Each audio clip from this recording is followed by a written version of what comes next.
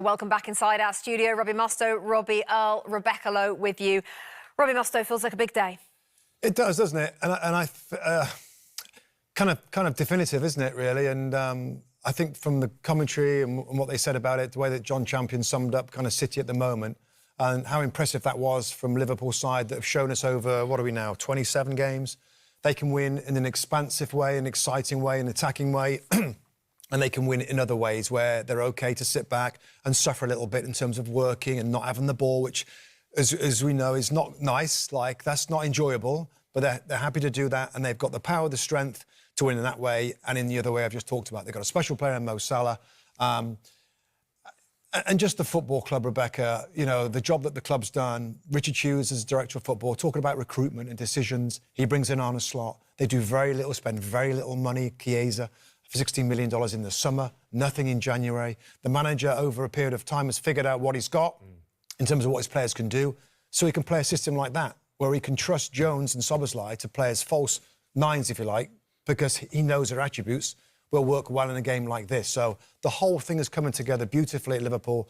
As City, we're transitioning. Do you think Arne Slot will have been surprised by quite how straightforward this has been so far? I think we're doing him a slight disservice if we think so straightforward backs. I think there's still been a lot of work going on behind the scenes. I don't think you can walk into a football club. As you've just mentioned, Liverpool were 9 points behind Manchester City last season. Yes, they've won the title and they were in the race last year, but they were falling away and we felt like a change needs to come. He's come into the football club. He's added something where he's made this team slightly more adaptable, and they can look at the opposition and look to nullify your strengths. And they don't feel they're that big that they don't have to do that. They're prepared to do that on days like today.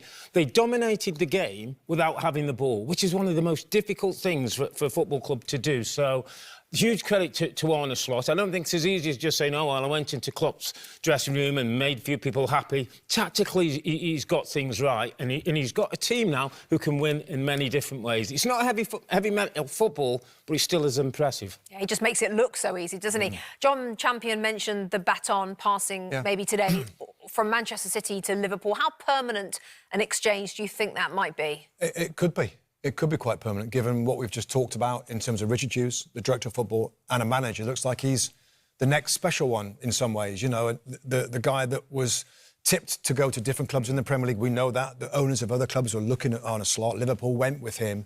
And the age profile of the team looks pretty good. Their young players have come in. They must have a lot of money. They must have a lot of money stashed by Liverpool, because, like I said, they haven't spent much over the last 12 months. And the contract situations are a bit concerning, particularly, I think Trent's probably going to leave. I think Real Madrid is a very appealing prospect for him.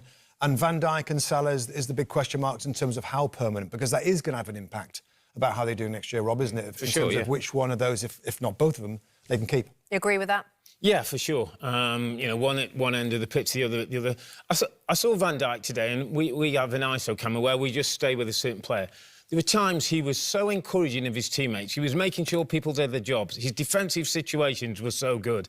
As a captain of Liverpool, and they've had some brilliant captains down the year, he's up there with some of the very best. And on a day when it needed leadership and it needed players to make sure they were doing the job, he was right on the money. And he's going to be so important. And I just get the sense that he'll be there next season. Mo Salah. Yeah. How good are we talking in the grand scheme of things when you start looking and comparing to others? Well, he's right up there, isn't he? He's right up there in terms of being a regular goal scorer. Goal scoring is the hardest thing. And the numbers that he's getting is phenomenal. And from a wide position, Rob talked about it earlier on, it is the Salah position.